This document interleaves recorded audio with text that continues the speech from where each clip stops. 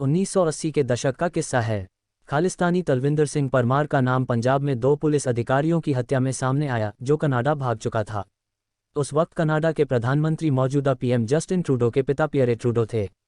इंदिरा गांधी ने Pierre Trudeau से कहा कि वो तलविंदर को भारत को सौंप दें। ट्रूडो ने साफ इनकार कर दिया। इस पर इंदिरा ने नाराजगी भी जताई। भास्कर एक्सप्लेन। ट्रूडो के पिता खालिस्तानी के लिए इंदिरा से भिड़े थे। भारत कनाडा के रिश्तों में 40 साल से विलेन कैसे बना खालिस्तान। 2 दिन पहले 1980 के दशक का किस्सा है। खालिस्तानी तलविंदर सिंह परमार का नाम पंजाब में 2 पुलिस अधिकारियों की हत्या में सामने आया जो कनाडा भाग चुका था। उस वक्त कनाडा के प्रधानमंत्री मौजूदा पीएम जस्टिन ट्रूडो के पिता पियरे ट्रूडो थे। इंदिरा गांधी ने पियरे ट्रूडो से कहा कि वो तलविंदर को भारत को सौंप दें। ट्रूडो ने साफ इनकार कर दिया। इस पर इंदिरा ने नाराजगी भी जताई। एडवर्टाइजमेंट। 3 साल बाद जून 1985 में कनाडा के मॉन्ट्रियल से एयर इंडिया कनिष्क विमान ने उड़ान भरी। इसे लंदन होते हुए बॉम्बे जाना था। रास्ते में ही इस विमान में ब्लास्ट हो गया। कुल 329 लोगों की मौत हुई, जिसमें 270 कनाडाई नागरिक भी शामिल थे। ये हमला खालिस्तानियों ने किया था और इसका मास्टरमाइंड था तलविंदर सिंह परमार।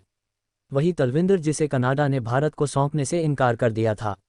भास्कर एक्सप्लेनर में जानेंगे खालिस्तानियों के साए में भारत और कनाडा के बनते बिगड़ते रिश्तों की पूरी कहानी। पंजाब के लिए अलग अलग स्टेट की मांग पहली बार 1929 में की गई। 1947 में यह मांग आंदोलन में बदल गई। इसे नाम दिया गया पंजाबी सूबा आंदोलन। 1973 में आनंदपुर साहिब रेजोल्यूशन के जरिए स्वायत्त खालिस्तान की मांग की गई। 1980 के दशक में खालिस्तान के पक्ष में सिखों का समर्थन बढ़ने लगा। चूंकि सिख कनाडा, यूके, ऑस्ट्रेलिया और अमेरिका में भी बसे हुए थे, इसलिए इसकी चिनगारी वहां भी पहुंच गई। कनाडा में खालिस्तानियों को 41 साल पहले शुरू हुआ सफ़र। 26 जनवरी 1982 को सुरजन सिंह गिल ने कनाडा के वैंकूवर में खालिस्तान गवर्नमेंट इन एक्साइल यानी निर्वासित सरकार का ऑफिस खोला। गिल ने नीले खालिस्तानी पासपोर्ट के साथ ही कलरफुल करेंसी भी जारी की। हालांकि उन्हें स्थानीय सिखों के बीच सीमित समर्थन मिला। सुरजन सिंह गिल का जन्म सिंगापुर में हुआ था और उसकी पढ़ाई भारत और इंग्लैंड में हुई थी। इसके बाद वो कनाडा चला गया था। 1980 के दशक में ही विदेशी जमीन पर बब्बर खालसा और वर्ल्ड सिख ऑर्गेनाइजेशन जैसे कुछ अन्य खालिस्तानी संगठन भी बने। 19 नवंबर 1981 को पंजाब के लुधियाना में 2 पुलिस वालों की हत्या का आरोप खालिस्तानी संगठन बब्बर खालसा के कनाडा प्रमुख तलविंदर सिंह परमार पर लगा। 1982 में भारत ने तलविंदर सिंह परमार के खिलाफ गिरफ्तारी वारंट जारी किया। तलविंदर उस वक्त कनाडा में रह रहा था। भास्कर एक्सप्लेन। ट्रूडो के पिता खालिस्तानी के लिए इंदिरा से भिड़े थे। भारत कनाडा के रिश्तों में 40 साल से विलेन कैसे बना खालिस्तान। 2 दिन पहले 1980 के दशक का किस्सा है। खालिस्तानी तलविंदर सिंह परमार का नाम पंजाब में 2 पुलिस अधिकारियों की हत्या में सामने आया जो कनाडा भाग चुका था। उस वक्त कनाडा के प्रधानमंत्री मौजूदा पीएम जस्टिन ट्रूडो के पिता पियरे ट्रूडो थे। इंदिरा गांधी ने पियरे ट्रूडो से कहा कि वो तलविंदर को भारत को सौंप दें। ट्रूडो ने साफ इनकार कर दिया। इस पर इंदिरा ने नाराजगी भी जताई। एडवर्टाइजमेंट। 3 साल बाद जून 1985 में कनाडा के मॉन्ट्रियल से एयर इंडिया कनिष्क विमान ने उड़ान भरी। इसे लंदन होते हुए बॉम्बे जाना था। रास्ते में ही इस विमान में ब्लास्ट हो गया। कुल 329 लोगों की मौत हुई, जिसमें 270 कनाडाई नागरिक भी शामिल थे। ये हमला खालिस्तानियों ने किया था और इसका मास्टरमाइंड था तलविंदर सिंह परमार। वही तलविंदर जिसे कनाडा ने भारत को सौंपने से इनकार कर दिया था। भास्कर एक्सप्लेनर में जानेंगे खालिस्तानियों के साए में भारत और कनाडा के बनते बिगड़ते रिश्तों की पूरी कहानी। पंजाब के लिए अलग अलग स्टेट की मांग पहली बार 1929 में की गई। 1947 में यह मांग आंदोलन में बदल गई। इसे नाम दिया गया पंजाबी सूबा आंदोलन। 1973 में आनंदपुर साहिब रेजोल्यूशन के जरिए स्वायत्त खालिस्तान की मांग की गई। 1980 के दशक में खालिस्तान के पक्ष में सिखों का समर्थन बढ़ने लगा। चूंकि सिख कनाडा, यूके, ऑस्ट्रेलिया और अमेरिका में भी बसे हुए थे, इसलिए इसकी चिनगारी वहां भी पहुंच गई। कनाडा में खालिस्तानियों को 41 साल पहले शुरू हुआ सफ़र। 26 जनवरी 1982 को सुरजन सिंह गिल ने कनाडा के वैंकूवर में खालिस्तान गवर्नमेंट इन एक्साइल यानी निर्वासित सरकार का ऑफिस खोला। गिल ने नीले खालिस्तानी पासपोर्ट के साथ ही कलरफुल करेंसी भी जारी की। हालांकि उन्हें स्थानीय सिखों के बीच सीमित समर्थन मिला। सुरजन सिंह गिल का जन्म सिंगापुर में हुआ था और उसकी पढ़ाई भारत और इंग्लैंड में हुई थी। इसके बाद वो कनाडा चला गया था। 1980 के दशक में ही विदेशी जमीन पर बब्बर खालसा और वर्ल्ड सिख ऑर्गेनाइजेशन जैसे कुछ अन्य खालिस्तानी संगठन भी बने।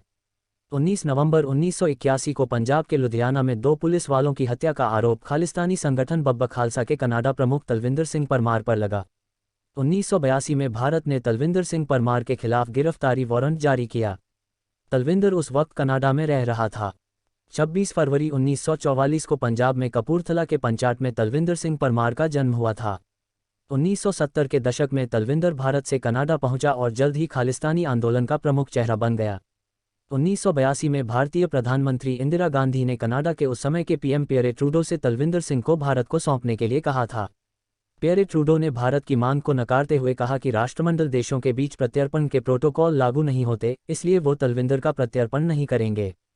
कनाडा के सीनियर जर्नलिस्ट और खालिस्तानी आंदोलन पर लंबे समय तक रिपोर्टिंग करने वाले टेरी मिलेव्स्की ने अपनी किताब blood for blood 50 years of the global Khalistan project में इस घटना का जिक्र किया है। उन्होंने इसमें लिखा कि 1982 में इंदिरा गांधी ने खालिस्तानी आतंकियों पर कनाडा के तर्क को खारिज करते हुए पियरे ट्रूडो को फटकार लगाई थी। कनाडाई प्रतिक्रिया की इंदिरा गांधी समेत सभी भारतीय राजनेताओं ने आलोचना की थी। इसी बीच 1983 में जर्मन पुलिस ने पंजाब में 2 पुलिस अफसरों की हत्या के मामले में तलविंदर को गिरफ्तार किया। हालांकि लगभग 1 साल के अंदर ही तलविंदर रिहा हो गया और कनाडा वापस आ गया। करते हुए सोर्स रॉयटर्स। खालिस्तानियों को पनाह देने की कीमत कनाडा के नागरिकों ने चुकाए। जून 1984 में भारतीय सेना ने स्वर्ण मंदिर से खालिस्तानी उग्रवादियों को उखाड़ फेंकने लिए ऑपरेशन ब्लू स्टार चलाया। इसके बाद प्रवासी भारतीयों के बीच खालिस्तान आंदोलन को बढ़ावा मिला। 1984 की गर्मियों में कनाडा के कैलेगरी में 20 कनाडाई सिख एक गुरुद्वारे में एकत्र होते हैं। इसी दौरान बब्बा खालसा के टॉप आतंकी तलविंदर सिंह परमार ने भारत के खिलाफ युद्ध की घोषणा की। उसने कहा कि जल्द ही एयर इंडिया के विमान आसमान से गिर जाएंगे। परमार की स्पीच के ठीक 1 साल बाद जून 1985 में कनाडा के मॉन्ट्रियल से एयर इंडिया कनिष्क विमान ने उड़ान भरी। इसे लंदन होते हुए बॉम्बे जाना था। रास्ते में आयरलैंड के तट पर ही इस विमान में ब्लास्ट हो गया। कुल 329 लोगों की मौत हुई, जिसमें 270 कनाडाई नागरिक भी शामिल थे। इन्वेस्टिगेशन में पता चला कि इसका मास्टरमाइंड बब्बा खालसा चीफ तलविंदर सिंह परमार था। वही तलविंदर जिसे कनाडा ने भारत को सौंपने से इनकार कर दिया था। टेरी मिलेव्स्की इस घटना पर लिखते हैं, भारत के प्रत्यर्पण अनुरोध को ठुकराने से कनाडा को कुछ हासिल नहीं हुआ बल्कि नुकसान ही हुआ। उन्होंने जिस आतंकवादी तलविंदर सिंह के प्रत्यर्पण से इनकार किया था, उसी ने 1985 में एयर इंडिया के कनिष्क विमान को टाइम बम से उड़ा दिया था।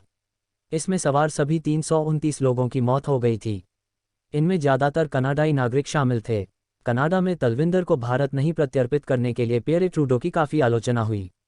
तलविंदर को कनाडा पुलिस ने पकड़ा, लेकिन कुछ ही दिनों में छोड़ दिया। इसके बाद वह पाकिस्तान चला गया। इस फैसले से कनाडा में खालिस्तानी आतंकियों के हौसले बुलंद हुए। उन्हें लगने लगा कि अब कोई उन पर हाथ नहीं डाल सकता। भारत में ठंडा पड़ा खालिस्तानी आंदोलन कनाडा में सुलगता रहा। 90 का दशक आते आते भारत में अलगाववाद का आंदोलन ठंडा पड़ चुका था। हालांकि कनाडा में खालिस्तानी आतंकी फलते फूलते रहे। कनाडा के टोरंटो में सांझ सवेरा नाम की पंजाबी भाषा में वीकली मैगजीन निकलती थी।